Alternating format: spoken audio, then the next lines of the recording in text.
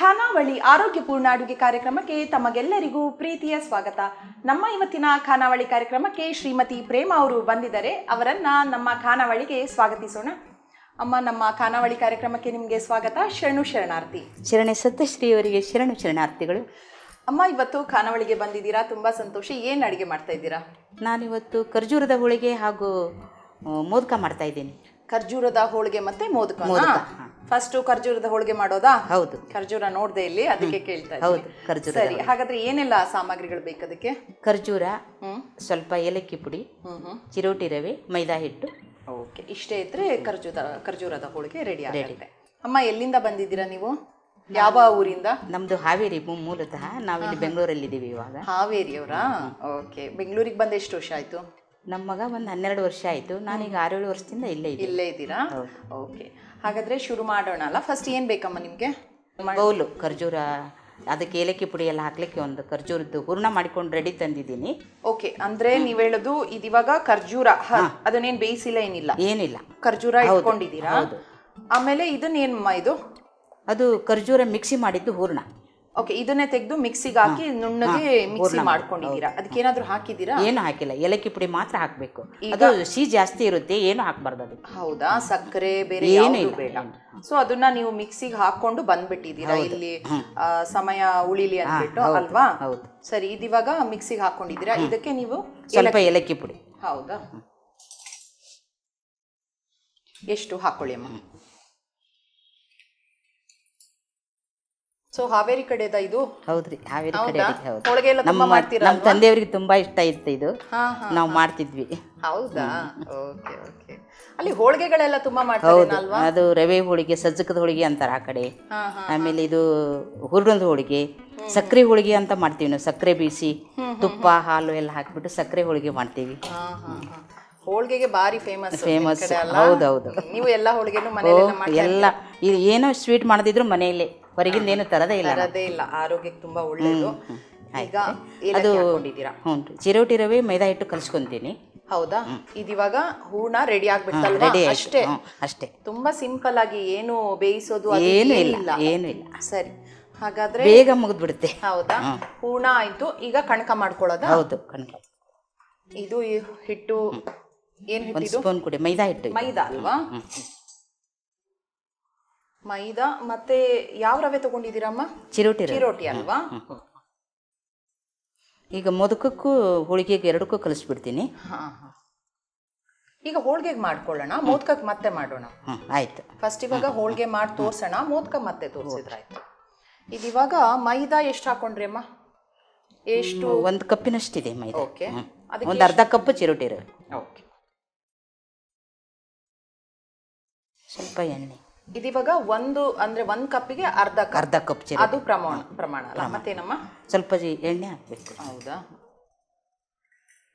ತಗೊಳ್ಳಿ ಅಮ್ಮ. ಮನೇಲಿ ಯಾರೆಲ್ಲ ಇದ್ದೀರಾ? ಮನೆಯಲ್ಲಿ ನಮ್ಮ ಮಗ, ಸೊಸೆ, ಮೊಮ್ಮಗಳು, ನಾನು, 4 ಜನ ಇದ್ದೀವಿ. 4 ಜನನಾ? ಓಕೆ. ಸ್ವಲ್ಪ ನೀರು. ಮಗ ಇಲ್ಲಿ ಬೆಂಗಳೂರಲ್ಲಿ ಕೆಲಸದಲ್ಲಿ? ಹೌದು, ಅವನು MBA ಆಗಿದೆ. ಎಕ್ಸ್ಚೇಂಜರ್ ಕಂಪ್ನಿಯಲ್ಲಿ ಮ್ಯಾನೇಜರ್ ಇದ್ದಾನೆ. ಹೌದಾ? ಇದು ರೆಗ್ಯುಲರ್ ಹೋಳಿಗೆ ಕಣಕ ಮಾಡ್ಕೊಳ್ತಾರಲ್ಲ, ಅದೇ ತರನೇನಾ? ಅದೇ ತರ. ಸೊ ಮೊಮ್ಮಗಳು ಎಷ್ಟು ದೊಡ್ಡವಳು? ಮೊಮ್ಮಗಳು 10 ವರ್ಷ, ಈಗ 4ನೇ ತರಗತಿಯಲ್ಲಿ ಓದ್ತಾ ಇದ್ದಾಳೆ. MES ಕಿಶೋರ್ ಕೇಂದ್ರಕ್ಕೆ ಹೋಗ್ತಾಳೆ. Okay okay. ಅವಳೆಲ್ಲ ವಚನಗಳನ್ನು ಹಾಡ್ತಾಳೆ, ಬಸವಣ್ಣವ್ರದ್ದು ಏಕಪಾತ್ರಾಭಿನಯ ಮಾಡ್ತಾಳೆ. ಹೌದಾ? ತುಂಬಾ ಚೆನ್ನಾಗಿ ಮಾಡ್ತಾಳೆ. ಎಲ್ಲ ಪ್ರೋಗ್ರಾಮ್ ಕೊಟ್ಟಿದ್ದಾಳೆ ಸುಮಾರು ಕಡೆ. ಹೌದಾ? ಬಸವ ಟಿವಿಯಲ್ಲಿ ಕೊಟ್ಟಿದ್ದಾಳ? ಇಲ್ಲ, ಇನ್ನೂ ಕೊಟ್ಟಿಲ್ಲ. ಅಲ್ಲಿ ಕೊಡಿಸ್ಬೇಕು ಅಂತ ನನ್ನ ಅಭಿಪ್ರಾಯ ಇದೆ. ಫಸ್ಟ್ ನೀವು ಇವಾಗ ನಾನೇ ಫಸ್ಟ್ ಬಂದಿದ್ದು. ಖಾನಾವಳಿಗೆ ಬಂದಿದ್ದು? ಹೌದು, ಖಾನಾವಳಿಗೆ ಬಂದಿದ್ದು. ತುಂಬಾ ಸಂತೋಷ ಆಗ್ತಾ ಇದೆ. ಬಸವಣ್ಣನವರ ಒಂದು ಬಸವ ಟಿವಿ ಚಾನಲ್ ಅಂದ್ರೆ ನನಗೆ ತುಂಬಾ ಇಷ್ಟ. ಈ ಖಾನಾವಳಿ ಕಾರ್ಯಕ್ರಮ ಅಂತೂ ನನಗೆ ತುಂಬಾನೇ ಇಷ್ಟ. ಇದರಲ್ಲಿ ತುಂಬಾ ವೆರೈಟಿ ಎಲ್ಲ ಉತ್ತರ ಕರ್ನಾಟಕದ ಅಡಿಗೆಯನ್ನು ಮಾಡ್ತಾರೆ. ಈ ಬದನೆಕಾಯಿ ಎಣ್ಗಾಯಿ, ಪುಂಡಿ ಸೊಪ್ಪು, ರೊಟ್ಟಿ ಎಲ್ಲ ತೋರಿಸ್ತಾ ಇದಾರಲ್ಲ, ಅದು ತುಂಬಾ ಸಂತೋಷ ಆಗುತ್ತೆ. ನಮ್ಮ ಕಡೆ ಅಡಿಗೆ ಅಲ್ಲ, ಅಭಿಮಾನ ನಮಗೆ. ಅದು ಎಸ್ಪೆಷಲಿ ಊರಿಂದ ನೀವು ಇಲ್ಲಿ ಬೆಂಗಳೂರಿಗೆ ಬಂದ್ಬಿಟ್ಟಿದ್ದೀರಲ್ಲ, ಅದು ನೋಡುವಾಗ ಏನೋ ನಿಮ್ಮ ಊರ ಅಡಿಗೆ ನಿಮ್ಮ ಮನೆಯಲ್ಲೇ ಮಾಡ್ದಂಗೆ ಅಂತ ಅನ್ಸುತ್ತೆ. ಹೌದೌದು. ನಾವು ಡೈಲಿ ಎಲ್ಲ ಮನೆಯಲ್ಲಿ ನಾವು ಉತ್ತರ ಕರ್ನಾಟಕದ ಅಡಿಗೆನೆ ಮಾಡೋದು. ಜಾಸ್ತಿ ಅನ್ನ ನಮಗೆ ಇಷ್ಟ ಇಲ್ಲ. ರೊಟ್ಟಿ ಬೇಕೇ ಬೇಕು. ಉತ್ತರ ಕರ್ನಾಟಕದವರಿಗೆ ರೊಟ್ಟಿ ಬೇಕೇ ಬೇಕು. ಯಾವುದು ಜೋಳದ ರೊಟ್ಟಿ ಮಾಡ್ತೀರಾ? ಹಾಂ, ಜೋಳದ ರೊಟ್ಟಿನೇ ರೀ ನಾವು ಜಾಸ್ತಿ. ಎಣ್ಗಾಯಿ ಎಲ್ಲ ಮಾಡ್ತೀರಾ? ಎಣ್ಗಾಯಿ ಪಲ್ಯ, ಪುಂಡಿ ಸೊಪ್ಪು, ಹಿಂಡಿ ಪಲ್ಯ, ಮಾವಿನಕಾಯಿ ಚಟ್ನಿ, ಮೆಂತ್ಯ ಚಟ್ನಿ ಇಂಥವೆಲ್ಲ ನಮ್ಮ ಅಡಿಗೆ. ಮುಳುಗಾಯಿ ಚಟ್ನಿ. ನಾನು ಸುಮಾರು ಅಡಿಗೆಗಳನ್ನ ನಾವು ಇಲ್ಲಿ ಟೇಸ್ಟ್ ಮಾಡಿದ್ದೀನಿ, ತುಂಬಾ ಚೆನ್ನಾಗಿರುತ್ತೆ. ಉತ್ತರ ಕರ್ನಾಟಕದ್ದು ಫ್ಯಾನ್ ಆಗ್ಬಿಟ್ಟಿದ್ದೀನಿ ನಾನು. ಹಾಗೆ ತುಂಬಾ ರುಚಿ ರುಚಿಯಾಗಿ ಮಾಡ್ತಾರೆ ಎಲ್ಲರೂ, ಬಂದವರೆಲ್ಲ ತುಂಬಾ ಚೆನ್ನಾಗಿ ಮಾಡಿದ್ದಾರೆ. ಆಗಿದ್ಯಾ ಅದು? ಆಗಿದೆ ಅಮ್ಮ. ಈಗ ಹಿಟ್ಟು ಚೆನ್ನಾಗಿ ನಾದ್ಕೊಂಡಿದ್ದೀರಲ್ವಾ? ಹೌದು, ಸ್ಮೂತ್ ಆಗಿದೆ ಈಗ. ಈಗ ಅದು ಹೋಳಿಗೆ ಮಾಡ್ತೀನಿ. Okay okay. ಇದು ಚೆನ್ನಾಗಿ ಅಂದ್ರೆ ಈ ಚಪಾತಿ ಪೂರಿ ಹಿಟ್ಟೆಲ್ಲ ಮಾಡಿದಾಗೆ ಅಥವಾ ಇನ್ನೂ ಸ್ವಲ್ಪ ನೆನಿಬೇಕಲ್ಲ? ಇನ್ನೂ ಸ್ಮೂತ್ ಆಗಿ ಮಾಡ್ಬೇಕು ಅನ್ಸುತ್ತಲ್ವಾ ನೋಡಿದಾಗ? ಹೌದೌದು. ತವಾ ಕೊಡಿ. ಇದು ಮಾಡಿಟ್ಕೊಳ್ಳೋಣ, ಆಮೇಲೆ ಹಚ್ಚಿದ್ರೆ. ಫಸ್ಟು ನೀವು ಹೇಗೆ ಮಾಡ್ತೀರಾ ಅಂತ ನೋಡ್ಬೇಕು. ಓಕೆ.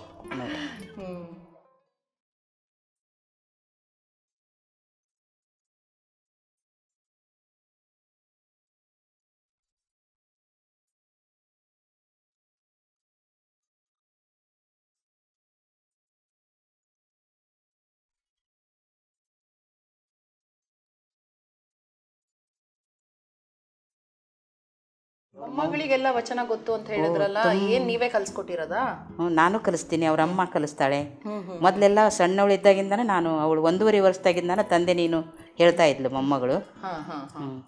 ತಂದೆ ನೀನು, ತಾಯಿ ನೀನು, ಬಂಧು ನೀನು, ಬಳಗ ನೀನು, ನಿನಗೆ ನೀನಲ್ಲದೆ ಮತ್ತಾರು ಇಲ್ಲವಯ್ಯ ಕೂಡಲ ಸಂಗಮ ದೇವ, ಹಾಲಲ್ಲದ್ದು ನೀರಲ್ಲದ್ದು ನಿಮ್ಮ ಧರ್ಮ ಅಂತ ಹೇಳ್ತಾ ಇದ್ಲು. Okay okay. ಅಂತೂ ಒಳ್ಳೆ ಒಂದು ವಾತಾವರಣದಲ್ಲೇ ಬೆಳೆಸಿದ್ದೀರಾ. ಹೌದು, ನಮ್ದು ಶರಣ ಸಂಸ್ಕೃತಿ ಇದೆ ಎಲ್ಲ. ನಾನು ಬಸವ ಕೇಂದ್ರದಲ್ಲಿ 10 ವರ್ಷ ಸೇವೆ ಮಾಡಿದ್ದೀನಿ. ಚಿತ್ರದುರ್ಗದ ಬೃಹನ್ ಮಠಕ್ಕೆ ವರ್ಷ ಹೋಗ್ತಿದ್ದೆ. ಅಲ್ಲೆಲ್ಲ ಹೋಳಿಗೆ, ಕರ್ಜಿಕಾಯಿ, ರವೆ ಉಂಡೆ ಎಲ್ಲ ಮಾಡಿಕೊಡ್ತಾ ಇದ್ದೆ ನಾನು ಮಠಕ್ಕೆಲ್ಲ. ಅವರು ಶರಣ ಸಂಸ್ಕೃತಿ ಉತ್ಸಾಹ ಲಿಂಗ ಪೂಜೆ ಮಾಡಿಸ್ತಾ ಇದ್ರು ಸ್ವಾಮೀಜಿ, ಇವಾಗ್ಲೂ ಮಾಡಿಸ್ತಾರೆ. ವರ್ಷ ಹೋಗ್ತಾ ಇದ್ದೆ ನಾನು. Okay okay. ಈಗ ಅದನ್ನ ತಟ್ಟಿ ರೆಡಿ ಮಾಡ್ಕೊಳ್ಳೋದಾ? ಈಗ ಮಾಡೋದೇ ಹೋಳಿಗೆ. ಆಯ್ತು, ಇಷ್ಟೇ, ಇದು ದೊಡ್ಡದು ಮಾಡಬಾರ್ದು. ಹೌದು. ಈಗ ತಟ್ಟು ಚೆನ್ನಾಗಿ ಇಟ್ಕೊಂಡ್ಬಿಟ್ಟಿದ್ದೀರಾ, ತಟ್ಟಿದ್ದೀರಾ ಅಲ್ವಾ? ಈಗ ಏನ್ ಮಾಡೋದಮ್ಮ? ಹಂಚಿಡ್ಬೇಕು ಒಲೆ ಮೇಲೆ. ಹೌದಾ? ಹಂಚಿಟ್ಟು ಬೇಯಿಸ್ಬೇಕು. ಒಲೆ ಹಚ್ಕೊಳ್ತೀರಮ್ಮ?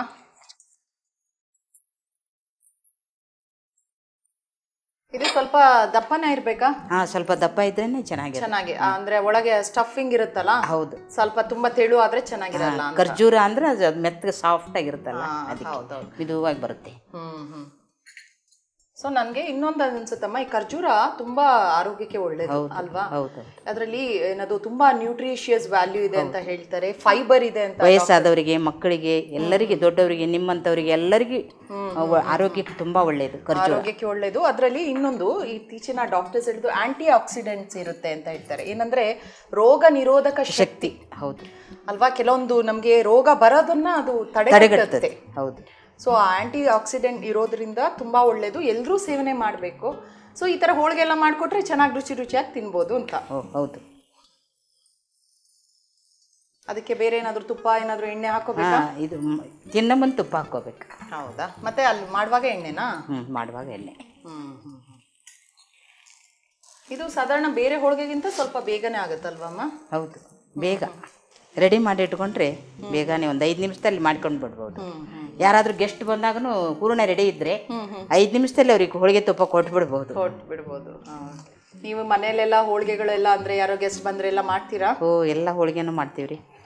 ಸುರುಳಿ ಹೋಳಿಗೆ, ಕರ್ಜಿಕಾಯಿ, ಆಮೇಲೆ ಇದು ಖರ್ಜೂರದ ಹೋಳಿಗೆ, ಸಜ್ಜಕದ ಹೋಳಿಗೆ ಅಂತ ಮಾಡ್ತೀವಿ ನಾವು, ರವಿದು. ಅದು ತುಂಬಾ ಚೆನ್ನಾಗಾಗುತ್ತೆ. ರವೆದು? ಹೌದು.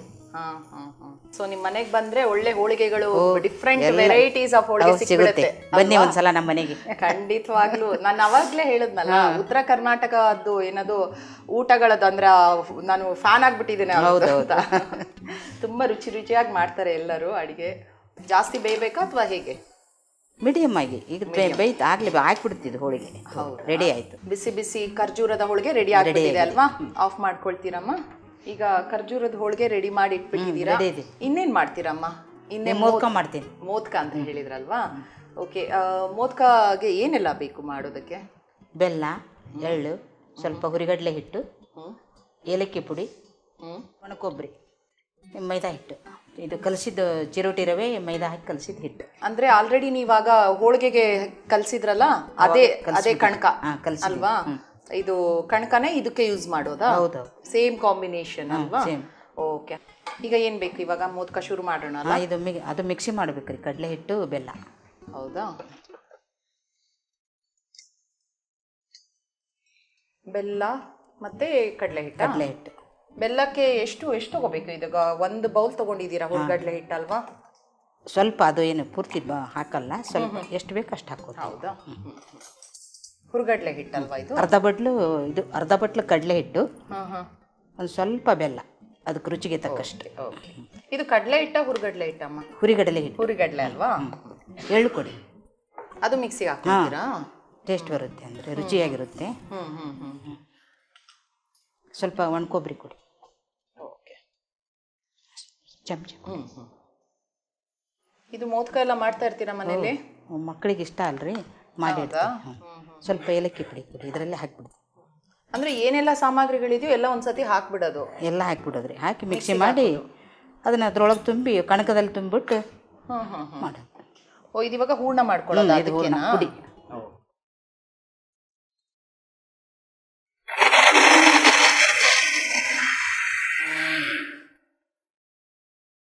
ಸಾಕಮ್ಮ ಇದು?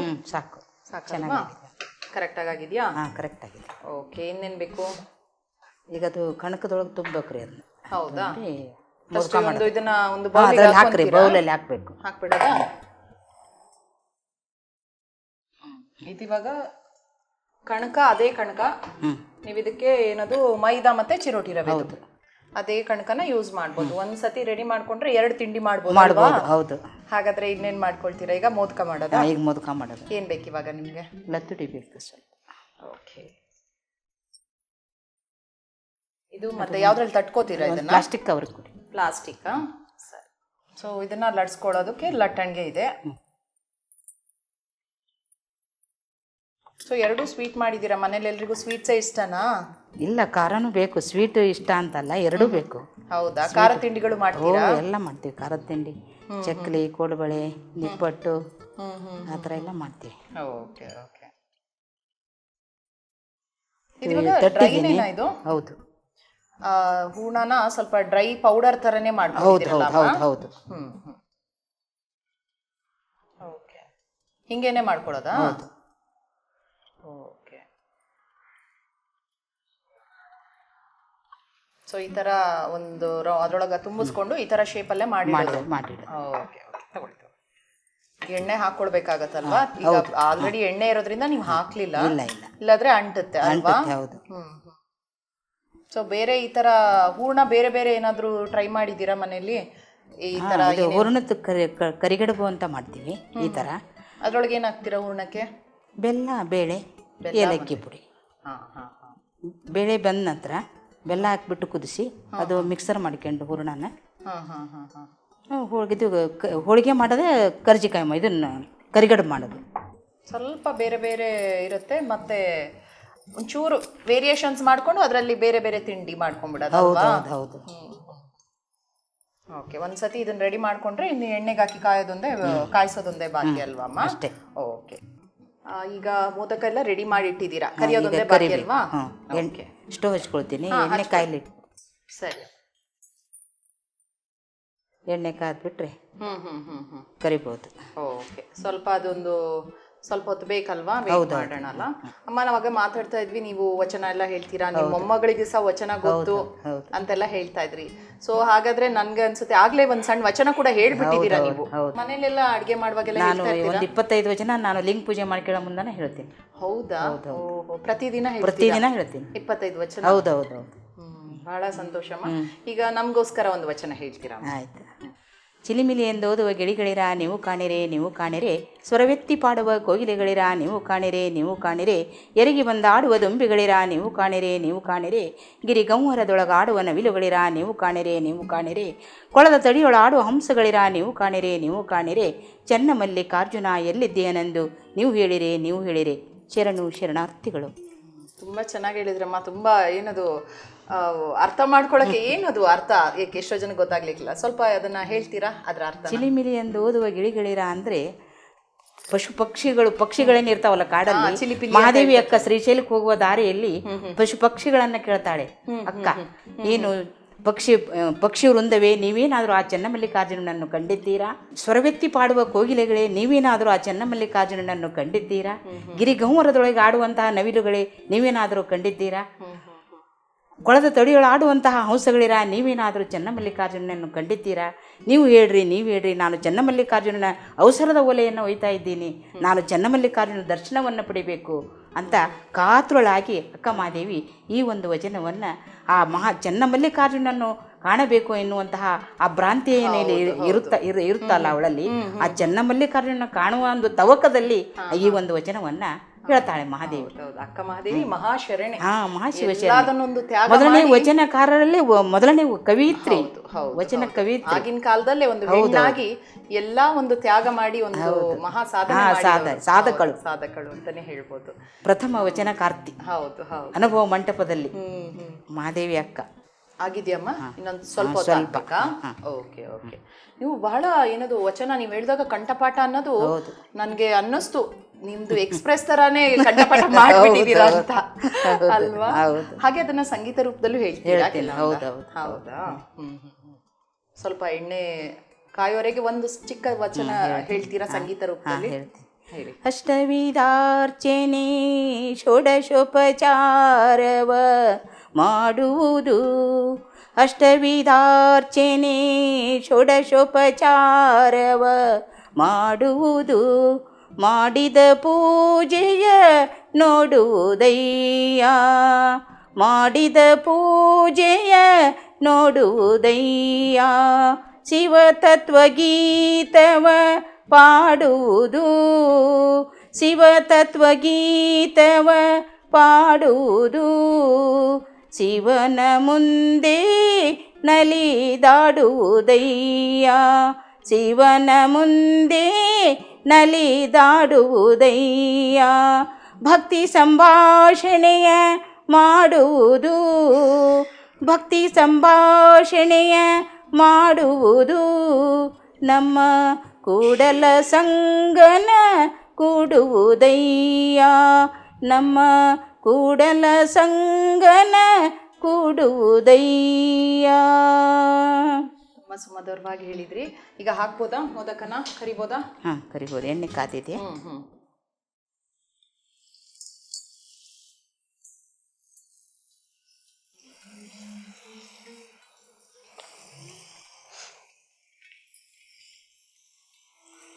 ಇದು ಎಷ್ಟೊತ್ತಾಗ್ಬೋದು ಅದು ಕಾಯಿಸೋದು? 2 ನಿಮಿಷ ಅಷ್ಟೇ. 1-2 ನಿಮಿಷ ಬೇಕಾಗುತ್ತೆ.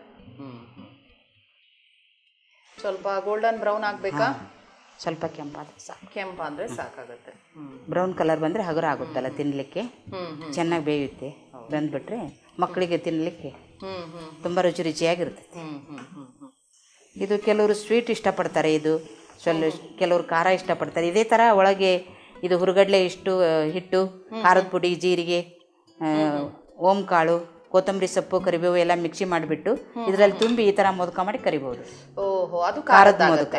Okay okay. ಆಫ್ ಮಾಡಿಬಿಡಿ. ಈಗ ಮೋದಕ ರೆಡಿ ಆಯಿತು. ಅದು ಖರ್ಜೂರದ ಹೋಳಿಗೆ ಕೊಡಿ. ಸೊ ಹೋಳಿಗೆ ರೆಡಿ ಮಾಡಿ ಇಟ್ಬಿಟ್ಟಿದ್ದೀರಾ?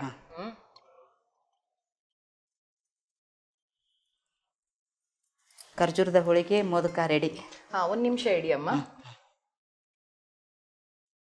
ಮಾಡಿದ ಆಹಾರ ವಿಭೂತಿ ಪ್ರಸಾದ ಆಗ್ಬೇಕಲ್ವಾ? ಹಾಗೆ ನಾವು ಅಷ್ಟೇ ಮನೆಯಲ್ಲಿ ಮಾಡ್ತೇವೆ. ಹೌದಾ? ಓಕೆ ಓಕೆ, ಸರಿ. ಈಗ ಖರ್ಜೂರದ ಹೋಳಿಗೆ ಮೋದಕ ರೆಡಿಯಾಗಿದೆ, ತಿಂದು ರುಚಿ ನೋಡಿ. ಓಕೆ, ಖಂಡಿತವಾಗೂ ಹೇಳ್ತೀನಿ. ಫಸ್ಟ್ ಹೋಳಿಗೆ ಟೇಸ್ಟ್ ನೋಡಿ ಹೇಳ್ತೀನಿ, ಯಾಕಂದ್ರೆ ಬಿಸಿ ಬಿಸಿ ಇದೆ. ಹೌದೌದು ಅಲ್ವಾ?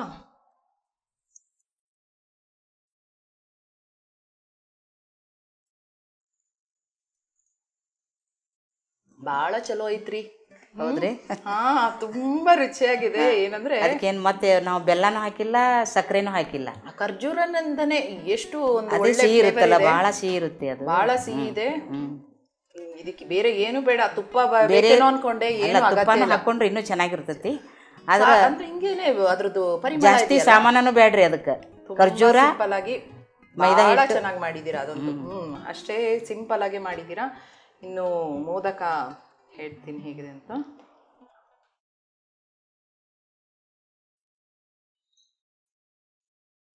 ಇದು ಕೂಡ ಭಾರಿ ಚಲೋವಾಗಿ ಮಾಡಿದೀರಾ. ಅದು ನಾನು ಯೋಚಿಸಿದೆ ಏನದು ಡ್ರೈ ಇತ್ತಲ್ಲ ಒಳಗೆ, ಏನೋ ಸ್ವಲ್ಪ ಡ್ರೈ ತರ ಇರ್ಬೋದು ಅಂತ, ಒಳಗೆ ಪೌಡರು ಅದು ಕರೆದ ತಕ್ಷಣ ಎಲ್ಲ ಸ್ಮೂತ್ ಆಗ್ಬಿಟ್ಟಿದೆ. ಹೌದೌದು, ತುಂಬಾ ರುಚಿಯಾಗಿ 2 ಸಿಹಿ ತಿಂಡಿಗಳನ್ನ ಮಾಡಿದೀರಾ. ತುಂಬಾ ರುಚಿಯಾಗಿದೆ, ಮಕ್ಕಳಿಗೇನು ಎಲ್ರಿಗೂ ಇಷ್ಟ ಆಗುತ್ತೆ, ದೊಡ್ಡವರು ತಿನ್ಬೋದು. ತುಂಬಾ ಚೆನ್ನಾಗಿ ಮಾಡಿದೀರಾ. ಇವತ್ತು ನಮ್ಮ ಖಾನಾವಳಿಗೆ ಬಂದು 2 ಸಿಹಿ ತಿಂಡಿಗಳನ್ನ ಪರಿಚಯ ಮಾಡ್ಕೊಟ್ಟಿದ್ದೀರಾ. ಒಂದು ಉತ್ತರ ಕರ್ನಾಟಕದ್ದು, ಇನ್ನೊಂದು ಮಕ್ಕಳಿಗೆ ಪ್ರಿಯವಾದ ಮೋದಕ. ತುಂಬಾ ಚೆನ್ನಾಗಿ ಮಾಡಿದ್ದೀರಮ್ಮ. ಇವತ್ತು ನಮ್ಮ ಖಾನಾವಳಿ ತಂಡದ ಪರವಾಗಿ ನಿಮಗೆ ಧನ್ಯವಾದಗಳು. ಶರಣು. ನೀವು ನನ್ನ ಈ ಖಾನಾವಳಿ ಒಂದು ಕಾರ್ಯಕ್ರಮಕ್ಕೆ, ಆಮೇಲೆ ಈ ಬಸವ ಟಿವಿಯರು ನನ್ನ ಇಲ್ಲಿ ಆಮಂತ್ರಿಸಿದ್ದಕ್ಕೆ ತುಂಬ ಶರಣಾರ್ಥಿಗಳು. ನಿಮ್ಮೆಲ್ಲರಿಗೂ ನಾನು ಮತ್ತೊಮ್ಮೆ ಮಗದೊಮ್ಮೆ ನಾನು ಶರಣಾರ್ಥಿಗಳನ್ನು ಅರ್ಪಿಸ್ತೀನಿ. ಖರ್ಜೂರದ ಹೋಳಿಗೆ ಮಾಡಲು ಬೇಕಾಗುವ ಸಾಮಗ್ರಿಗಳು: ಖರ್ಜೂರ, ಏಲಕ್ಕಿ ಪುಡಿ, ಚಿರೋಟಿ ರವೆ, ಮೈದಾ ಹಿಟ್ಟು.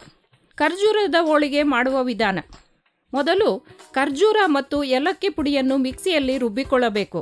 ನಂತರ ಒಂದು ಬೌಲ್ಗೆ ಮೈದಾ ಹಿಟ್ಟು, ಚಿರೋಟಿ ರವೆ, ಎಣ್ಣೆ, ನೀರು ಹಾಕಿಕೊಂಡು ಚಪಾತಿ ಅದಕ್ಕೆ ಬರುವಂತೆ ಹಿಟ್ಟನ್ನು ಸಿದ್ಧಪಡಿಸಿಕೊಂಡು, ನಂತರ ಕೈಯಲ್ಲಿ ಹಿಟ್ಟನ್ನು ಲಟ್ಟಿಸಿ ಅದರೊಳಗೆ ರುಬ್ಬಿದ ಹೂರ್ಣವನ್ನು ಹಾಕಿ ಹೋಳಿಗೆ ಪೇಪರ್ ಮೇಲೆ ತಟ್ಟಿ ಹೆಂಚಿನ ಮೇಲೆ ಹಾಕಿ 2 ಬದಿ ಬೇಯಿಸಿದರೆ ಖರ್ಜೂರದ ಹೋಳಿಗೆ ಸವಿಯಲು ಸಿದ್ಧ. ಮೋದಕ ಮಾಡಲು ಬೇಕಾಗುವ ಸಾಮಗ್ರಿಗಳು: ಬೆಲ್ಲ, ಬಿಳಿ ಎಳ್ಳು, ಹುರಿಗಡಲೆ ಹಿಟ್ಟು, ಏಲಕ್ಕಿ ಪುಡಿ, ಒಣಕೊಬ್ಬರಿ, ಚಿರೋಟಿ ರವೆ, ಮೈದಾ ಹಿಟ್ಟು. ಮೋದಕ ಮಾಡುವ ವಿಧಾನ: ಒಂದು ಮಿಕ್ಸಿ ಜಾರ್ಗೆ ಬೆಲ್ಲ, ಕಡಲೆ ಹಿಟ್ಟು, ಬಿಳಿ ಎಳ್ಳು, ಕೊಬ್ಬರಿ ತುರಿ, ಏಲಕ್ಕಿ ಪುಡಿ ಹಾಕಿ ಮಿಕ್ಸ್ ಮಾಡಿಕೊಳ್ಳಿ. ಚಿರೋಟಿ ರವೆ ಮತ್ತು ಮೈದಾ ಹಿಟ್ಟು ಎರಡನ್ನು ಮಿಕ್ಸ್ ಮಾಡಿ ಅರ್ಧ ಗಂಟೆ ಮುಂಚೆ ಕಲಸಿಟ್ಟುಕೊಳ್ಳಿ. ಚಪಾತಿ ಹಿಟ್ಟಿನ ಅದಕ್ಕೆ ಕಲಸಿಟ್ಟುಕೊಂಡ ಹಿಟ್ಟನ್ನು ಸಣ್ಣ ಸಣ್ಣ ಉಂಡೆ ಮಾಡಿಕೊಂಡು ಲಟ್ಟಿಸಿ ಹೂರಣದ ಪುಡಿ ಹಾಕಿ ಮೋದಕಗಳನ್ನು ಮಾಡಿಟ್ಟುಕೊಂಡು ಎಣ್ಣೆಯಲ್ಲಿ ಕರೆದರೆ ರುಚಿಯಾದ ಮೋದಕ ಸವಿಯಲು ಸಿದ್ಧ. ನೋಡಿದ್ರಲ್ಲ ವೀಕ್ಷಕರೇ, ಇವತ್ತಿನ ಖಾನಾವಳಿಯ 2 ಅಡಿಗೆಗಳನ್ನು ಹೇಗೆ ಮಾಡಿದ್ರು ಅಂತ. ಇದನ್ನ ತಪ್ಪದೆ ನೀವು ಕೂಡ ಮನೇಲಿ ಮಾಡಿ ನೋಡಿ. ಇದೇ ರೀತಿ ಮುಂದಿನ ಸಂಚಿಕೆಯಲ್ಲಿ ಮತ್ತೊಂದು ಹೊಸ ರುಚಿಯೊಂದಿಗೆ ನಿಮ್ಮನ್ನು ಭೇಟಿ ಆಗ್ತೀನಿ. ಅಲ್ಲಿವರೆಗೂ ನೋಡ್ತಾ ಇರಿ ಶ್ರೀ ಬಸವ ಟಿವಿ. ಇದು ಸಂಸ್ಕಾರದ ಬೆಳಕು. ಶರಣಾರ್ಥಿ.